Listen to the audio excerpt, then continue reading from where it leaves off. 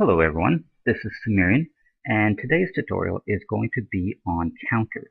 And we are going to talk about their properties, and we're also going to go into the logic connections you can make to them and the logic connections you can make from them. And we're going to go straight into it so we can cover a lot of ground. First, we're going to do a very basic setup to show just a simple way to use a counter. So what we're going to do is we're going to put down a counter, and we're going to put down a collectible tracker, and then we're going to put down a party cannon, and then we'll put down about 5 collectibles. So we'll throw a party cannon down over here, and let's just throw some cakes down.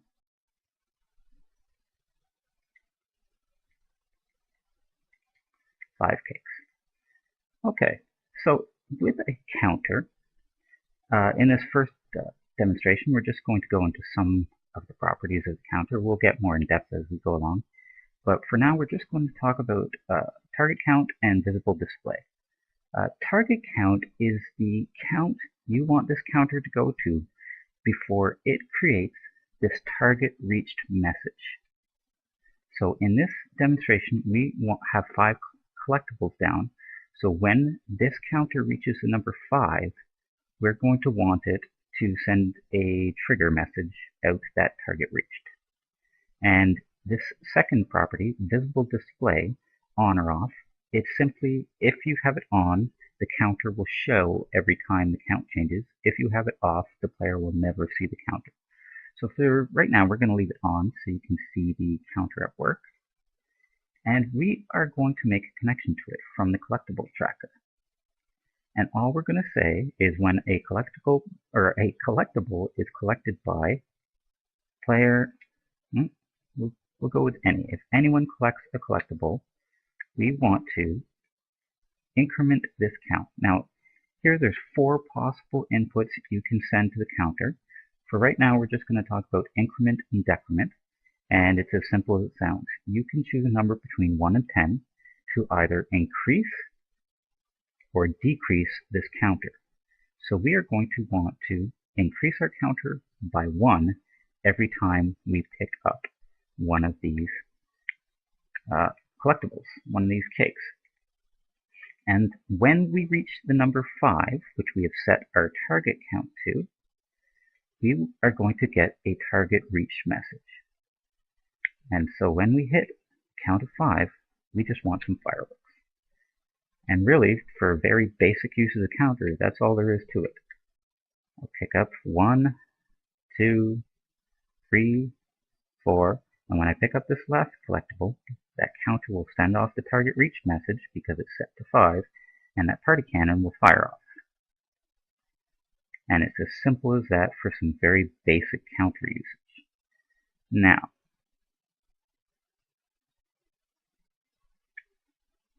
we're going to do one more of the options of the counter in this very basic demonstration. And we're going to say, when we press this button, we're going to reset all our collectibles. They'll all reappear. And we're also going to reset this counter. And what reset does for this counter is it sets our counter back to whatever number we have the start reset count set to. And by default, it's set to 0. By default, your counter will begin at 0, and you can increase it from there. So I'm just going to push that trigger, which will bring our collectibles back and set our count back to 0. And so again, if I collect these collectibles, once I hit the number 5, again that the target reach message will happen, and that party cannon will fire off. So that's a very basic use of a counter. Now we're going to go into all the properties of the counter in this tutorial. And so we are going to make a second circuit, and let's call this an intermediate circuit. And what we're going to do in the next 2 little demonstrations is, right now I am working on a game where I'm going to have a timer running. It's a time challenge, and depending on how quickly the player does, for every 4 seconds left on the timer when they finish, I want to give them a point. Now, if you've used timers at all, there is no way to really play around with the time of a timer. I can't subtract time from it or anything like that. So I can't physically use the timer to determine how much time was left and decide how many points to give that player. So instead, I'm going to basically follow along with the timer and keep my own time. And to do that, I'm going to use a time delayer with this counter, and I'm also going to throw a logic gate in. The logic gate here is only so I can turn this circuit off when I'm done, because if I don't, it's just going to keep going and going. So the basic idea is for every 4 seconds left on the timer, I want to give them a point. So I'm going to want this counter right here to keep track of the time by saying that it'll count to 4. And how it's going to do that is through this time delayer, which by default is set to 1 second. And every second, it's going to increment by 1 this counter. Therefore, I want this counter set to a target count of 4. So every time it reaches 4, 4 seconds have passed. Actually, let me fix that. I want to have the time delayer send an input to this logic gate, and I want the output of this logic gate to increment that counter by 1. And the reason I'm doing that is so if I close this logic gate, I can turn this whole circuit off. So we're now going to go into a few other options on the counter. Now, we're not going to change the start reset count. I want it to start at 0. But this bottom option, reset on target reached, I want this on. And what this is going to do is every time I reach the count of 4, the counter is going to send out this target reached message to say it has reached the count of 4. But then after it sent that message out, it's going to automatically reset itself to the start reset count, which is set to 0. So every time it reaches 4, it'll send out a target reach message, but then it will reset itself automatically to 0. And I am going to also use this output of the counter, and count changed. What it does is every time the counter's number changes, it will send a message. So I want every time this counter hits a different number, I want it to tell this time delayer to start its 1 second delay again. So how we're going to start this gate is we're going to send an input to this logic gate, which will send an output to increment this counter by 1. And when its count changes, it is going to activate this time delayer, which a second later will send another input here, and it will keep going. And just for now, we're going to take another party cannon, and we're going to put it over here, and we're going to have this counter say, when you hit target reached, fire off some fireworks. So what should happen is every 4 seconds we should get a firework right now. I'm going to put a button down here to send an input to this logic gate to start this little circuit working. And I'm going to put another button over here for when I want it to end, because then I will simply close this logic gate, which means the next time it receives an input, the message will not go out output, it'll go out input blocked, which isn't hooked up to anything. So this button, all it's going to do is send an input to this logic gate to start this counter going. And I'm going to turn it on. 1, 2, 3, and fireworks. 1, 2, 3, and fireworks. So there we go. It is counting to 4 and resetting itself on the number 4, and also setting or firing off these fireworks. So that was our second little example with a counter. And in that one, we added in the reset on target reached so that it automatically resets itself. And we also added in the count changed connection from a counter. Now we're going to do one more demonstration, and it's still going to be based on the idea that I want a system that keeps track of how much time is left so I can give a player bonus points based on every 4 seconds they have left in the game.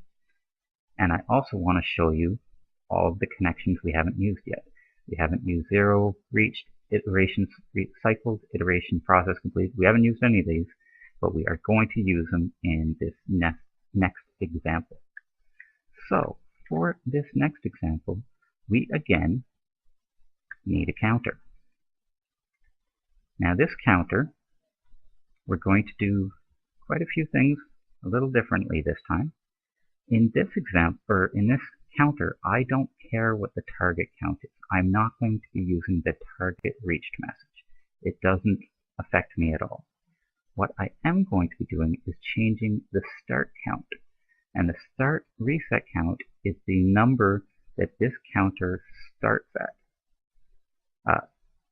And in this case, the timer we're going to put into effect to test this is going to be set to 1 minute. And every 4 seconds, I'm going to be subtracting 1 from this counter.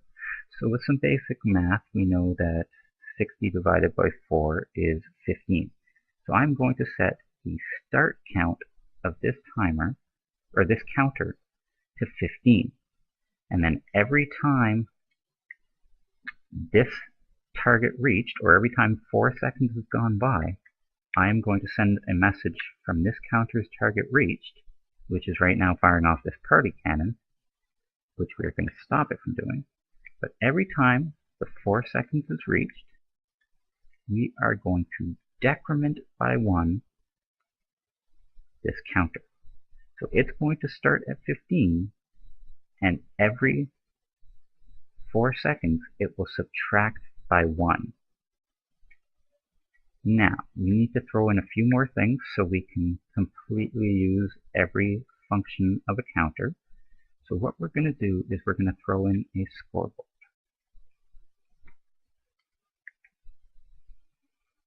And what we want is, for every 4 seconds left in the game, when the challenge is completed, I want to add 1 point to this scoreboard.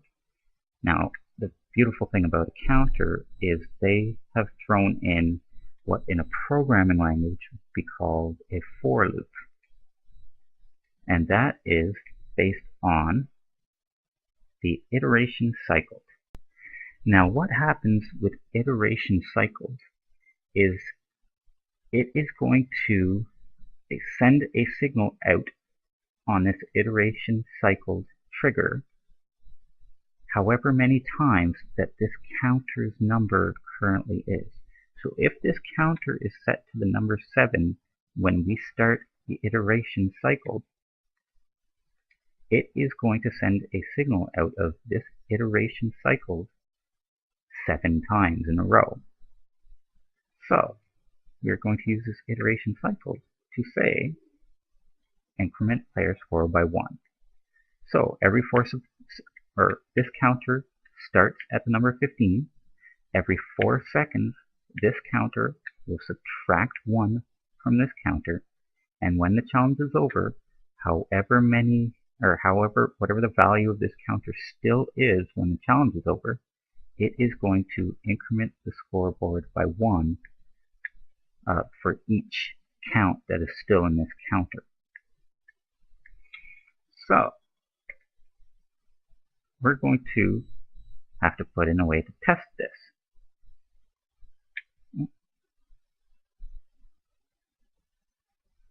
And we are going to use an enemy wave generator and an actual timer. And like we said, this timer is going to be set to 1 minute. I want it to be visible, and I want it to count down. And I'm going to have nothing too hard. I'm going to put 4 Saccharine foot soldiers up there. Now there's still one option we haven't put in off the counter, and that is the iteration completed. So what iteration process completed is once you've finished your last cycle, so for the example where we had 7, the value of 7 in the counter, and it sends out the iteration cycle 7 times, once it's done that, it will send out the iteration process completed message. So once it's done that loop, it's going to send a message to this party cannon to set off the fireworks. Once we're done adjusting this scoreboard, the cannon here should fire off. Now, I'm going to make sure I turn these displays off. I don't want us to see them for this part. And we're going to take one more button here. And when we push it, the timer is going to start.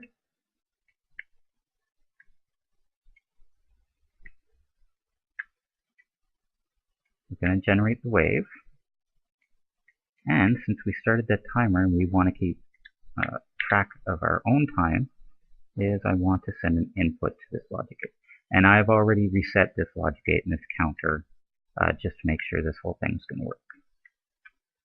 So we have almost everything done, but what we still haven't set up as a connection to this counter is something to say, okay, now start doing the iteration cycle. And we're going to do that from wave defeated on its enemy generator. So we want to get rid of this timer when the wave is defeated.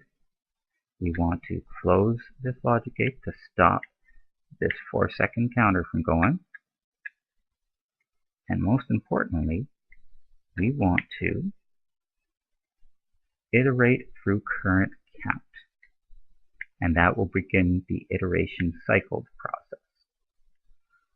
So when I push this button, enemies should spawn, this timer should start, and this circuit should start keeping track of how many 4-second intervals have passed.